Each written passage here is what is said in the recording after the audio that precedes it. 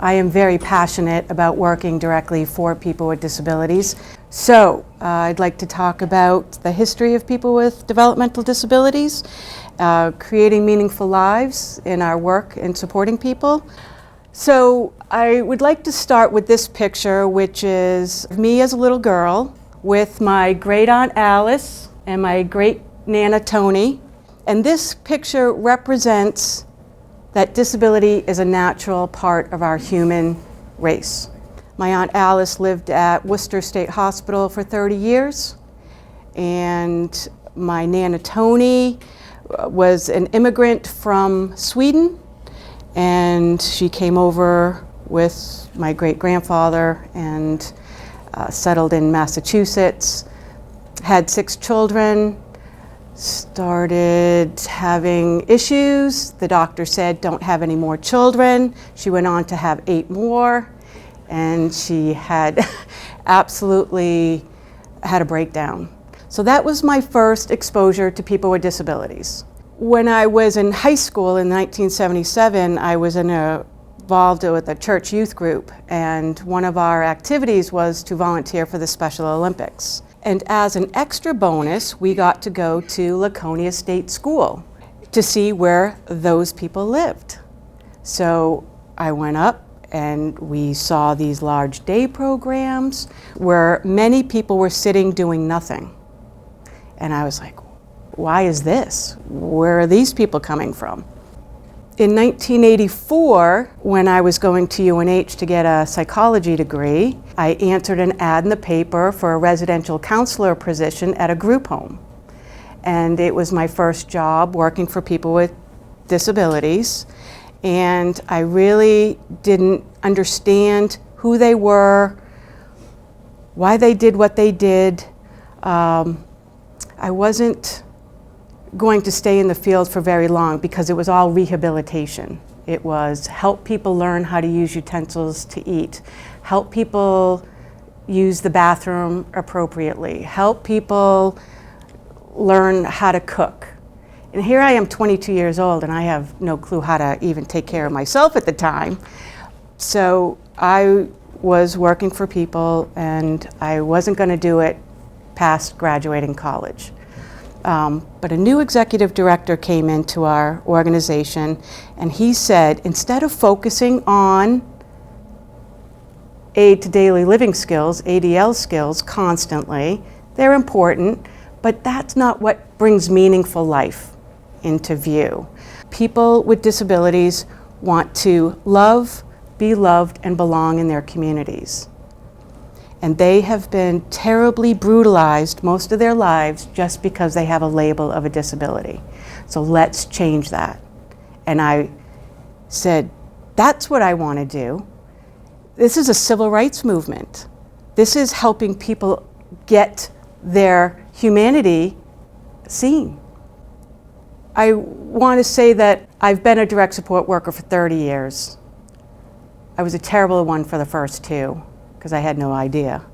For the last 28, I think I'm a pretty good direct support professional because I've learned, I've been educated, and the people that I serve have actually been the greatest teachers I've ever had. The education that I got, and I think most DSPs really need a good education, that were often put into work without understanding where people have come from. Institutions. So even though I had been at Laconia, these were the first 5 people to be deinstitutionalized from New Hampshire State Hospital and Laconia after a lifetime of living there. So survival skills were paramount in people's lives, and here we are trying to teach them things without understanding where they've come from. Dr. Wolframsberger expanded the concept of normalization and wrote about social role valorization, and I'll explain that more. Valued social roles lead to the good things in life, such as having the valued social roles of husband, wife, father, mother, daughter, son, employee. The roles that we hold in our lives bring us the good things in life. And people with disabilities are usually given very negative role assignments. And I'll go into that in just a second. But Dr. Wolfensberger's work helped us understand our unconscious thinking and brings it to conscious thinking and critical thinking, so that when we're supporting somebody, we're really elevating our awareness of how they're being seen in the world. So, to start that out, I'd like to just quickly ask or explain to people what our society values today. Would we agree that wealth is something that our society values? Health and beauty? You got to be young and beautiful. The cosmetic industry is multi-billion dollars. Youth and newness. Pepsi, sometimes those little 5 words or less to brand something. Pepsi, be young, have fun, drink Pepsi, right? So the marketing machine is pounding heavily upon us all the time, every day. You put TV. Independence, fierce independence. You know, pull yourself up by the bootstraps and do things yourself. Productivity, see how much you can crank out. And a pleasurable life free from suffering. Everybody should be comfortable. Convenience is very important. Drive through, everything in our society. So, what is the opposite of wealth? Poverty. What is the opposite of health and beauty? Health. And beauty, unattractive. Youth, newness, worn out. Independence, productivity, or slower maybe, and a pleasurable life free from suffering. What's the opposite of that? Pain, difficult getting through the day, depression. All right. So once we understand that, this is what the people we're serving are up against. If this is what we value, and this is what we might devalue, by default, the people we serve are cast into devalued roles. They're automatically set up for big opposition, right? And by default, us workers are also set up into that devalued role. It makes it difficult because we're in alignment with people. So we're trudging up an uphill battle every day. And it's because we're going against what is valued in society. When I just learned that, I went, oh my gosh, that explains so much. Wow. So people around the world are looking at this concept of how to support people with developmental disabilities to get their humanity seen. And so this is what we're up against.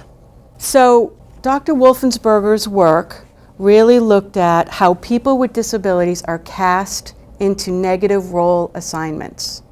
How many here have been told they're really special for working with people like that, or they're a saint for working with people like that? All right? You get 100% of the hands raised, because they're right. Well, actually, if you asked my family, they would tell you I am no saint.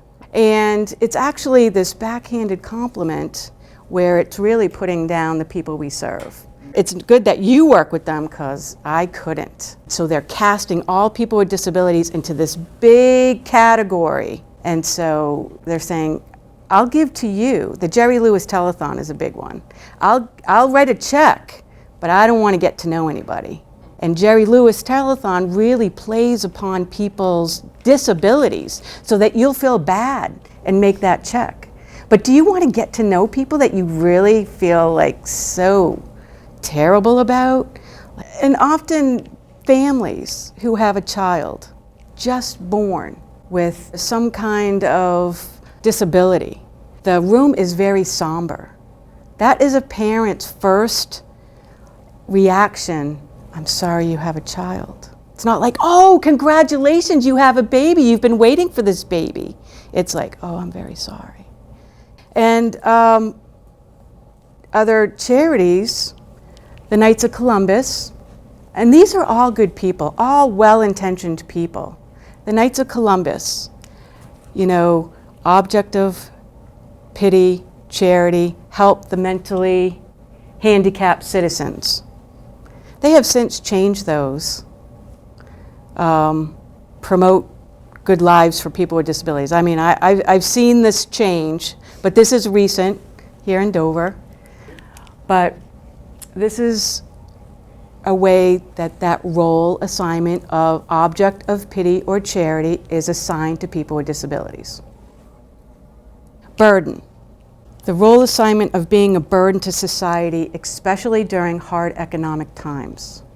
I am from Rochester, and so I get the Rochester Times, and I read the editorial section. And in 2009, we can find evidence of this negative role assignments assigned to people with disabilities all over the place. So here is an editorial statement from a school board member that's talking about children in special ed really dragging down the whole city's budget, okay? So this is what it says. I see so many children at the elementary school level that are already bored with school because they are constantly waiting for those that cannot do the work to catch up and finish. Then combine that with the constant disruption by the special needs children, and you do not have an environment suitable for learning. I'm sorry for those families with special needs children, but maybe it's time they are in a class that suits their needs. My family has special needs children that were classified by the states and courts as special needs, so I do have sympathy, but they receive their education from appropriate teaching institutions that address their specific needs. As a school department, you are dumbing down our children and providing a grave disservice to them.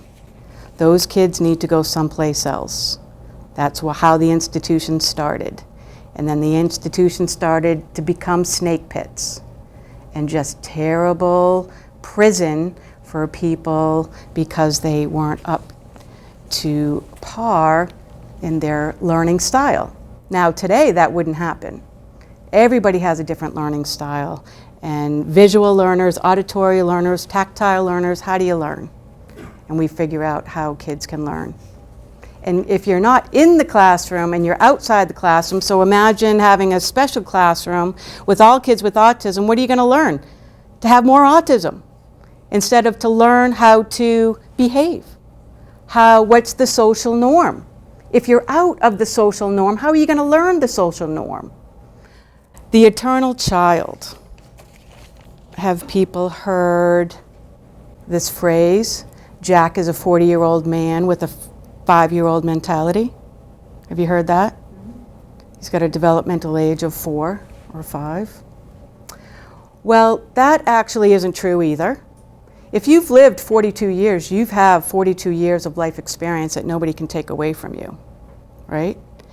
And developmentally, it's what you can and cannot do, but it doesn't say what you can continue to learn to do, right? So I have a friend who has significant cerebral palsy, and she said if you read her file, she cannot tie her shoes, she cannot go to the bathroom independently, she cannot dress herself, she cannot roll over. So she would measure as a 6-month-old developmentally. She is 53, a college graduate, she was married, she owns her own home, she's a teacher, so we've got to take that off the table as well, that whole comparison.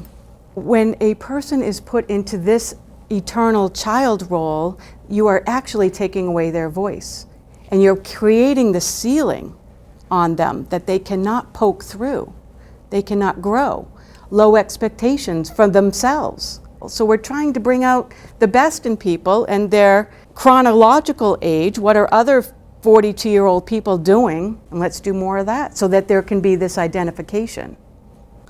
The role of client. Client, consumer, or patient. We're all clients if you have a lawyer. We're all consumers if we're going grocery shopping. We might have been patients at one time. And when you're in those roles, there's expectations of you. You are going to be compliant. You're going to do exactly what the doctor said. You're going to lay in bed all the time and heal, and people are going to feed you and take care of you. The thing with client and consumer, if somebody with a disability that we serve is always in that role, they can't hire or fire you. They could by theory, but most likely they won't, right? We can fire, we have power. If you're stuck in that role constantly, we take away people's power. Do you see that? So client, consumer, patient, or in the sick role, we'll often hear people say, Kathy suffers from cerebral palsy, or she's wheelchair bound, confined to a wheelchair. The medical model surrounds people. And so they're in the passive role versus an active role in their own lives. So the hurtful consequences, if you're ever put into that position, is a feeling of rejection, constantly. You and I might feel rejection at times, but people with disabilities live with rejection almost every day. Kids with disabilities in schools are bullied quite a bit, so which leads to low self-esteem, a feeling of hopelessness. It doesn't matter if I try because I'm not going to get anywhere. Profound loneliness. People with disabilities are with their families or they're with paid people. Where's the friends? Where's somebody that just likes you for who you are? Very untrusting. Sometimes the revolving door of workers in and out of people's lives creates that I'm not going to get close to you because you're going to be gone. You're here for the paycheck. Unmotivated, withdrawn, and denied access to the good things in life. But the good news is, we can change these negative consequences or less than desirable outcomes by assisting people to move into valued social roles. We can all identify with valued social roles in relationships. So I'm a wife, I'm a mother, I'm a daughter, I'm a sister, I'm an employee, I'm a teacher, I'm a direct support professional, I have work, hobbies, I'm a knitter, I love to be a crafter, a pet owner, camper, sport enthusiast. So those are the big roles. And within those roles are lots of activities to fill that role. As a mother, I have lots of activities like getting my kids up for school in the morning, getting them to and fro, preparing meals, getting them to do their chores, right? So there's lots of activities, but the role of mother. And the role also is known to everyone, right? So it's a valued social role that others can identify in a positive way that has expectations attached to it. So as a presenter here today, you expect me to have some knowledge. You expect me to look somewhat presentable, right? So role expectancies. So let's talk about why social roles are important. So when I meet somebody for the first time, I might say, where are you from? And what do you do for work? And have you traveled? You know, you start asking these questions that gives that person a place. So I'm measuring up, where am I have things in common with you so that I can maybe deepen a conversation a little bit further. So social roles gives person a place. Roles affect all aspects of our lives, right? As I said, at home, at work, out in the community.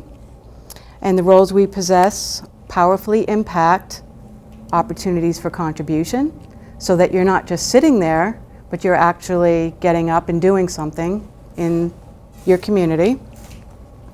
You have material gain, so employment, you have money, your status and reputation, people, as we said, productivity, people like people who are employed, right? So you have a positive reputation for being a worker. Self-image, you feel good about what you do. That social role of being an employee. Acceptance and belonging, associations and relationships. Social valued roles also give me choice, autonomy. I have the freedom to move about and personal growth and development. So I can keep learning. And the more big the role and the more valued they are, the better chance for the benefit of the doubt. So the bigger the role, the better off you are. So we got to think about that for the people we serve. So here's some of my stories of how I have used this in my work. So the last 28 years.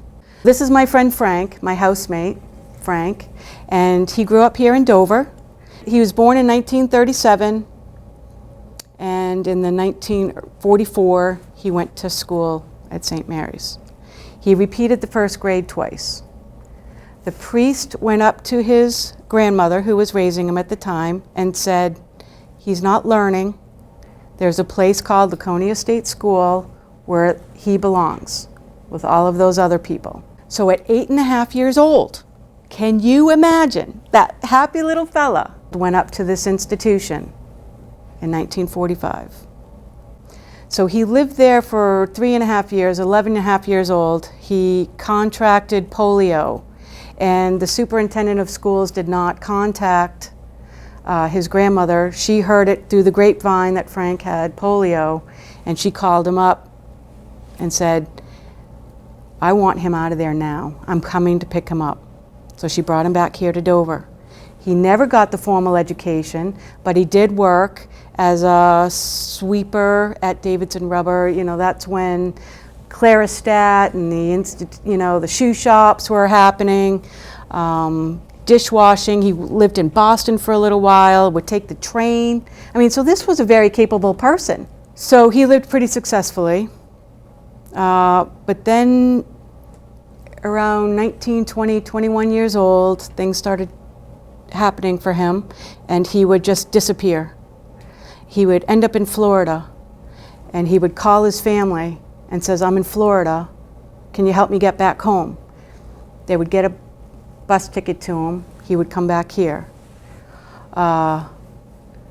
get cleaned up. He looked kind of wild, dirty, frantic. They would help him out. A few days later, he'd be gone again. Fully furnished apartments and jobs. Well, it turns out mental health issues were kicking in. So Frank, at the age of 37, disappeared out of his family's life. So for 17 years, they never heard from Frank. He was actually a person who lived on the streets across the country. Frank has schizophrenia and was in and out of institutions across our country. We do have documentation where they were asking for electric shock therapy for Frank and giving him permission. He had all his teeth pulled out without anesthesia, because back then they thought no brain, no pain, right? So as I was working with him and going to the dentist, he didn't want to go to the doctors or the dentist. I mean, it took a lot of trust on his part to convince the dentist, "Be gentle, please," because this is the experience. This is the common life experience of people with disabilities who had lived, especially in the institutions. Like, a lot of people had their front teeth pulled out, you'll see, because they couldn't bite you. In 1989, his sister got a phone call from an institution in Portsmouth, Virginia. He was trying to hitchhike to Portsmouth, New Hampshire, and the trucker took him to Portsmouth, Virginia, and he landed in an institution down there. And after 6 months, he's like, "I'm from Dover, New Hampshire." And so his sister got the phone call. She was working at Wendy's at the time. So they brought him back up, and Frank came home, and I was working for an agency at the time, and they said, "You need to help this man named Frank. Find him an apartment, find him some staff." So it took me a long time to get into Frank's head, to get to know Frank. So I had staff going in and asking him a lot of questions. He had his head under the covers for 20 hours out of the day. I had staff trying to read to him, bring him home-cooked meals. They would all get tossed away. All we could do was get canned goods with a can opener. He just trusted that. He didn't trust us. To get him to the doctors was a big chore. To socialize was a big chore. In fact, he left the apartment one time. We went in and he was gone. And for 2 weeks, we looked for Frank everywhere, truck stops, under bridges, in cemeteries. I was looking for Frank for 2 weeks. We finally did find him under a bridge in Durham, and they said, "Frank, why did you leave?" And he said, "They all talk too much." You know, some people would rather have no services than services that are not listening to people, right? So that's when I said, all right, let's back up services, let's back up supports. I was looking for an apartment at the same time. I was going to look for him for a new apartment. I got him one upstairs, me downstairs with one of the monitors in case there was a fire. So sometimes you got to be creative about how you support people. And after 6 months, he started doing his laundry with me, or when he came down to my door and said, "You got any spaghetti?" I was like, oh my gosh, I think we made headway. So after a year, I was married, and my husband and I were buying our first house, and I said, "Frank, would you like me to find you a new neighbor, or would you like to come live with David and I?" And he says, "I'll come with you, honey." I had gotten into his heart. I had earned his trust, right? So that was 25 years ago. So the negative roles that Frank had before I met him was homeless, mentally sick, a menace to the community. A lot of people are rounded up and put into institutions or given a bus ticket, get out of our city, right? And an object of pity. And so he was lonely, a low self-esteem, very untrusting and withdrawn. He's very much a reclusive person. So today, he's one of my best teachers. Sometimes when we're sitting late at night, I'll say, "Frank, I gotta go get to bed because I gotta get my kids up in the morning for school." And he says, "You know, there's more ways to learn than going to school, you know." I said, "Well, that's true. That's true." A mentor, a brother, a friend, a regular at a restaurant. And now he smiles, laughs, jokes, he's more social, he's willing to give and take, and he's trusting of us. People with disabilities are here to teach us something. My role in Frank's life as a direct support worker is to get as many people involved in his life. As a brother, as a friend, as a regular at a restaurant. So Frank, he sleeps in full clothes with his shoes on, winter coat. He's not getting into pajamas. I have to know where he's at, where he's coming from, and be on his terms. As a direct support worker, I've written an article, how does a middle-class, white human service worker connect with a man who is homeless and has all these labels around him? Well, it's fate, it's the stars, it's me paying attention, it's me being educated about understanding his story. Holly used to be a service coordinator, and she used to come over to visit Frank once a month, and Frank would be under the covers in his room. Still to this day, he's under the covers 20 hours out of the day. On a good day, he's out, he's up, we're out and about doing things. But so she'd go over and say, "Hey Frank, I want to get to know who you are." And he wouldn't talk, wouldn't say anything, because we've had a lot of case managers over time. So she'd come back the next month and say, "Hi Frank, my name's Holly, I'm here to get to know you a little more." Nothing. Third time, he comes out of the covers, he goes, "I don't need a babysitter, you know." And he goes back under. She goes, No, that's not my intentions. I want to get to know who you are as a person." So when she left, he's like, "Where's that Holly?" And I said, "Ooh," he said her name. My job as a direct support worker is saying, there's a connection. I need to bring her in.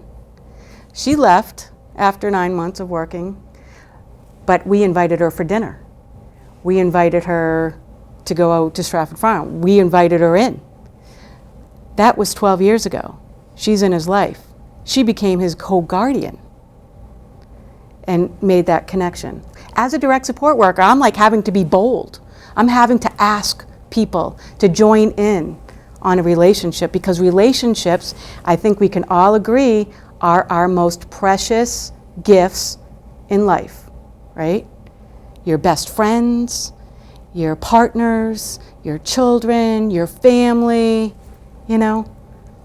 that's important for him too. So if he was a loner and he was all by himself, and it can't be me to fulfill all that for him too. So my job as a direct support worker is to find people who will like Frank for Frank. And my measurement of my work as a direct support worker is how many people can I get around the table, the birthday table. So this is Frank's birthday and we're at Newick's, and I have 10 people I can call on at any time to be around Frank. And it's fantastic. As a direct support worker, he has made me walk the fire, you know, and be loyal and be thoughtful and be person-centered and be a welcomer and get lots of people involved. And to be on his terms, to think about what it is that he needs and wants, and how can I help him develop those roles or be seen in those roles so that others can identify with him too. It's the identification with others. So when I'm working with people with disabilities, I'm looking to help them present their best foot forward always. I care about him a lot. And I'm going to be an ambassador to everybody in this room, that everybody belongs. He has the right to be here. And he's a human, right? Bringing him out from the darkness into the light. The power of a direct support professional in a person's life is amazing. I mean, I really feel like we're on a social justice movement, a civil rights movement. People with developmental disabilities have been at the lowest rung on our ladder, and now it's time to raise them up and see their humanity, one for all and all for one, inclusion.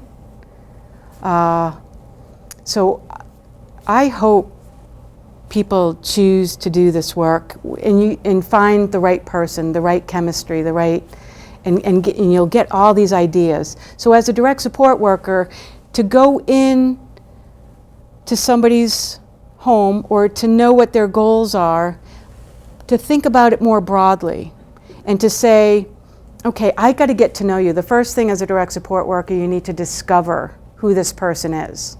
And that takes some time. You know, you might read charts, you might read the individual service agreement, you might read the file, but sometimes that's people's biases, right? However somebody's written it that year. That's one way, but then to talk to other staff, to talk to the family, to talk to the person. What are you really interested in? What makes you wake up in the morning? You want to try something out new today, or what is your new regular routine? What is your norm? If somebody has a cooking goal, you might find a cooking class. So the role of a cook, you plan a menu. You go to the grocery store. You learn how to budget money. So all those activities come under the role of cooking, right? Or if somebody wants to learn how to knit, go find some other knitters. If you don't know how to knit, go find some other knitters and join a club or start a club. Or you got to be good askers, you know, find out what's going on. But we're looking to go a little bit beyond that model of taking care of. It's a really switching a mindset into supporting somebody's life versus taking care of somebody. But how can we support somebody to live a rich, meaningful life, full of relationships, full of reasons to get up in the morning, full of roles that they can fill. And it's really exciting. It's really exciting work. Kids transitioning now need employment. The unemployment rate is well over 60% for people with disabilities. They're being cheated. They need to work. They want to work. They want to contribute. So if you don't want to work, then you got to figure out how you're going to contribute to your community. You know, there's some elders, you know, that are shut-ins. They're all by themselves. I bet they could use somebody to have a good conversation with, somebody to do some errands, somebody to go out for a drive to the beach. Somebody with a developmental disability could be a real asset in somebody's life. So that's my stories about being a direct support professional. I love what I do. I would love good people to keep coming into the field and helping this civil rights movement keep moving in a positive way. Living Innovations supports people with developmental disabilities to have a good life at home and in their communities. To learn more about a career as a DSP, please visit livinginnovations.com.